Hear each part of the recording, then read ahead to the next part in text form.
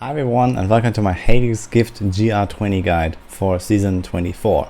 I'm going to include all 7 classes here, so go check the timestamps if you're just looking at a specific class. I will start in alphabetical order with the Barbarian and end with the Wizard.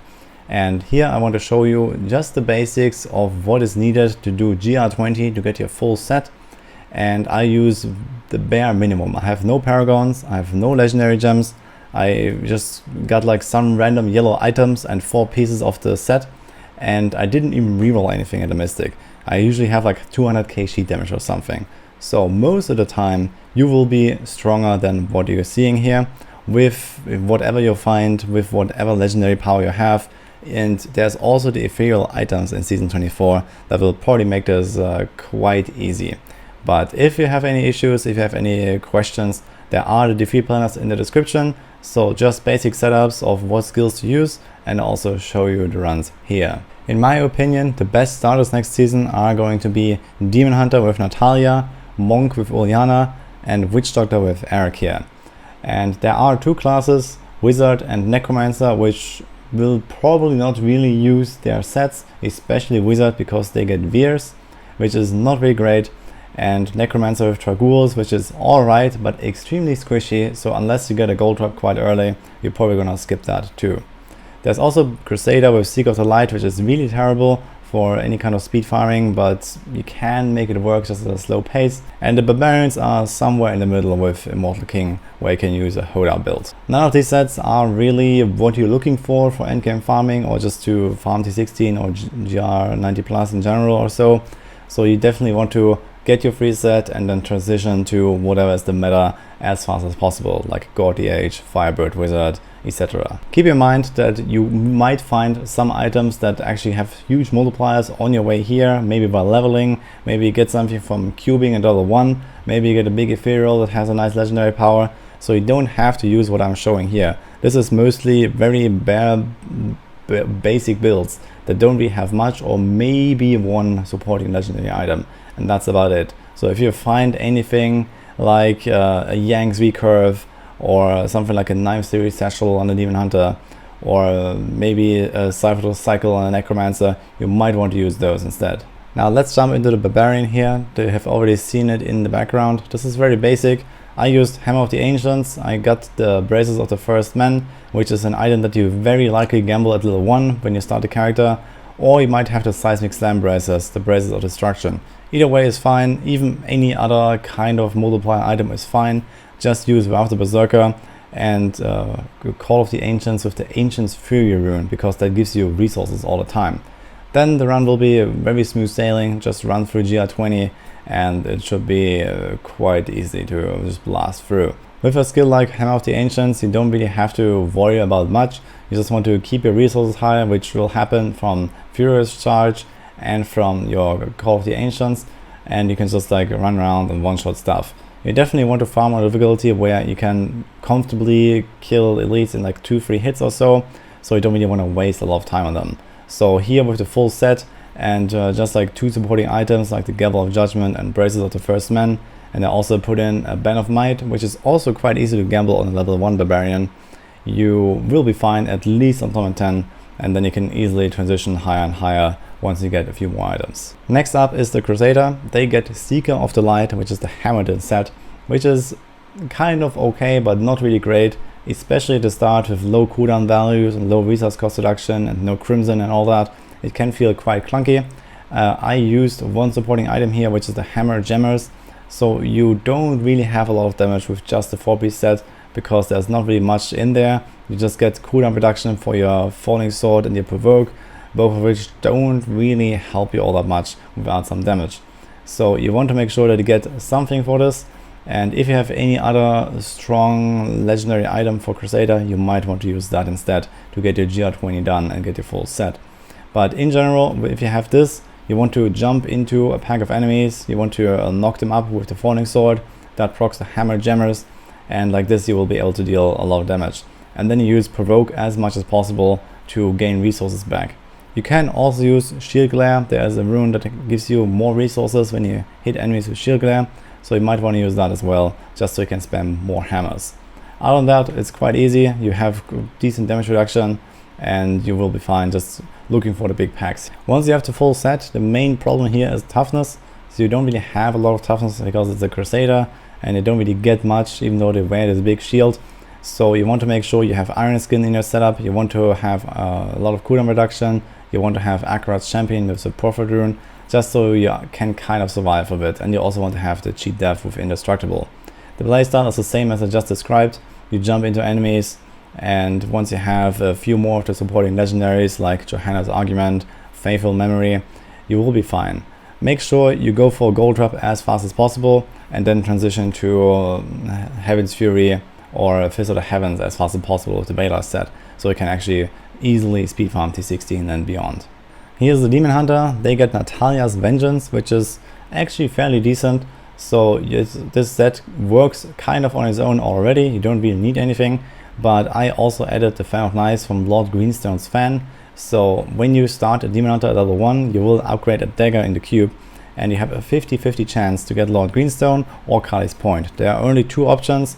Either of them will make this kind of easy, but Lord Greenstone is definitely the better choice, and by this time you are almost guaranteed to have it if you spend some more of your Death Breath that you got later on as well. Back up some enemies in a big pull, you pop them every maybe 15 to 20 seconds or so. You get this counter on your buff bar that tells you how many stacks you have, and this is about it.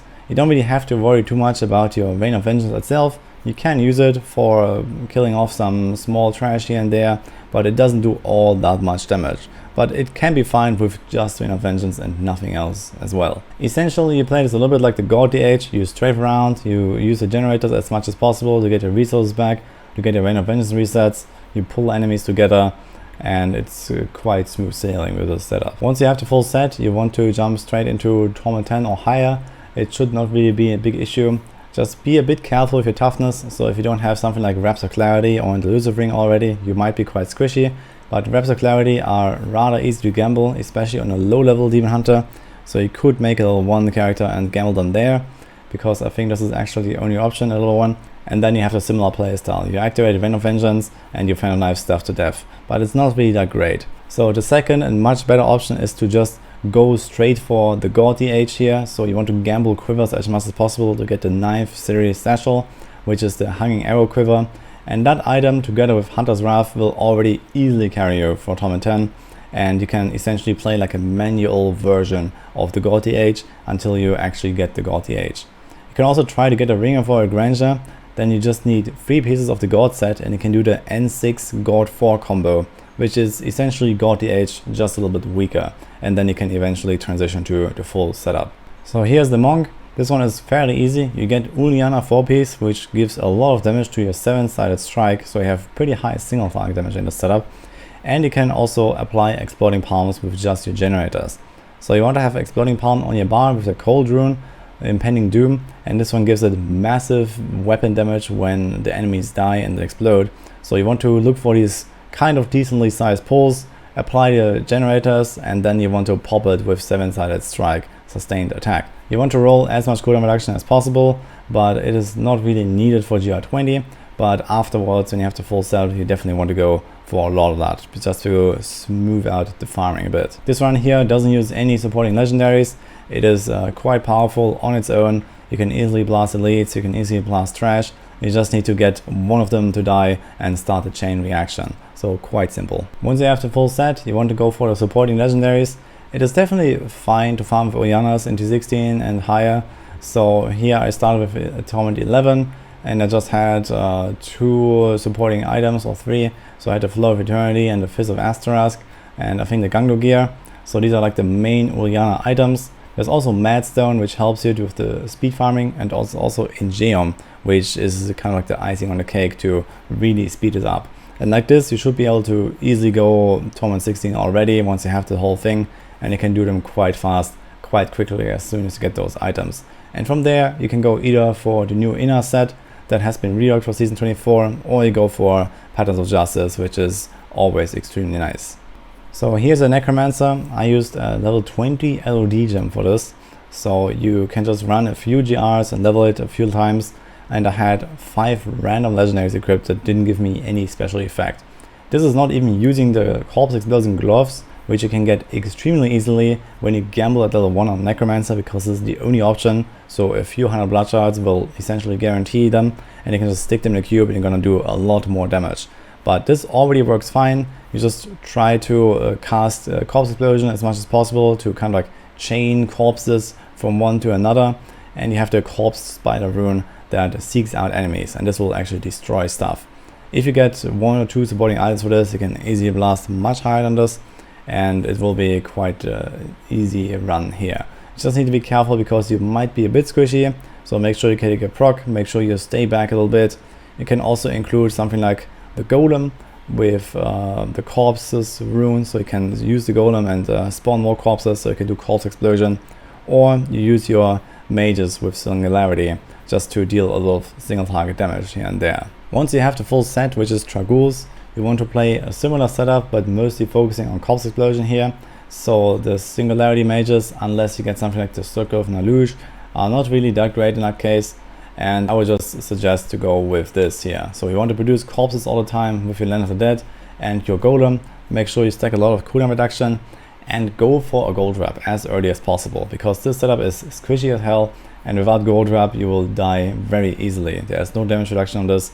Even Dandy's Binding won't really save you, so make sure you play carefully and make sure you pick up a lot of gold whenever you can. The other option is to just go straight for LOD Necro and play mages and play rats and all that. So especially in a group you probably want to do this, and you don't really bother with the Haedrig's Gift very much.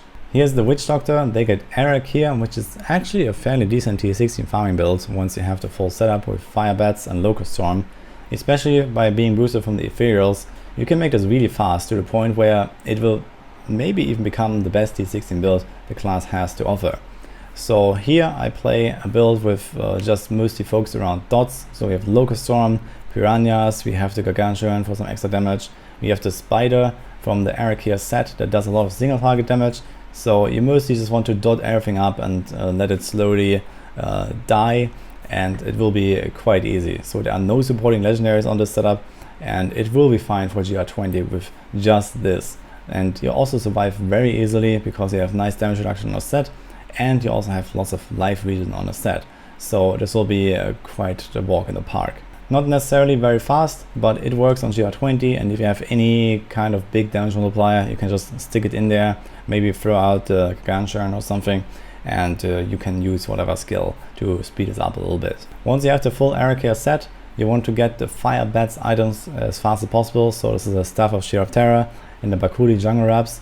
And again, you also want to get probably Gold Wrap as fast as possible, or at least something like Sacred Harvester and the Lakumbas, so you get some damage reduction for the higher torments.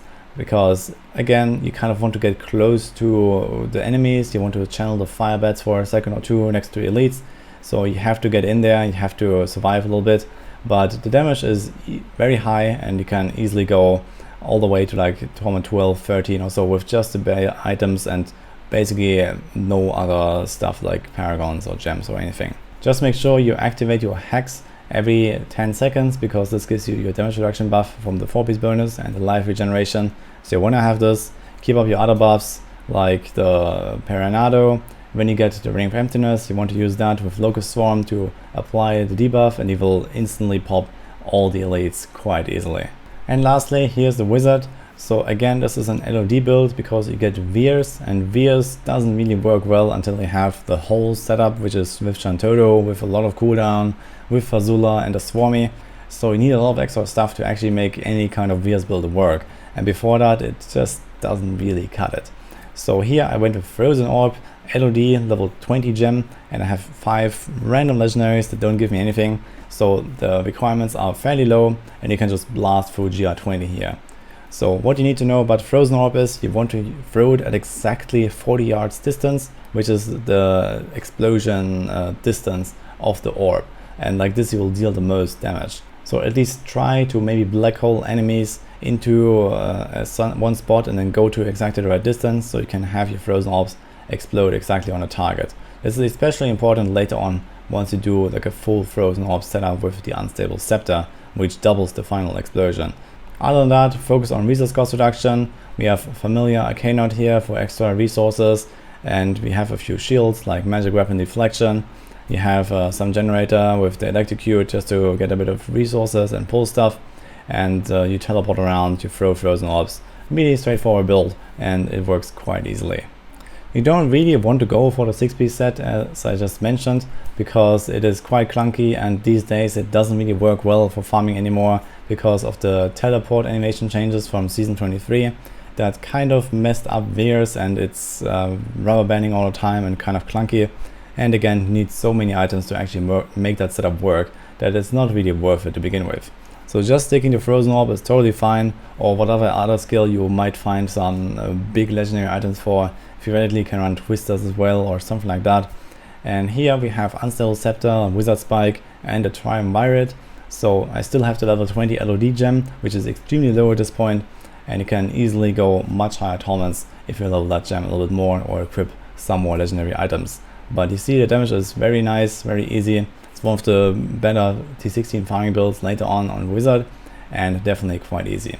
And from here you can transition to Firebirds, you can transition to Typhon Wizard, and maybe just stick to Frozen Orb if you like, because it will probably be fine if you have an Ethereal to just blast through T16 here. So that's it for my GR20 Haedrig's Gift Guide for Season 24. So this time around we don't really get very amazing sets to start with, but there are some classes that can very easily transition to something working or something much stronger than just the basic setup, like the Demon Hunter here, or the Monk, or even the Witch Doctor with Eric here, can definitely do a formidable farming setup. It will most likely be much easier than what I have shown here, because you might have more items, you might have an Ethereal. The Season 24 theme is very strong, and it's almost guaranteed that by this point you will have some Ethereal to choose from, and just maybe stick in your offhand, or maybe it has some cool power that will carry you anyway. And this concludes this video. So I hope that you enjoyed this and it's going to help you when you start your season journey, and see you guys next time.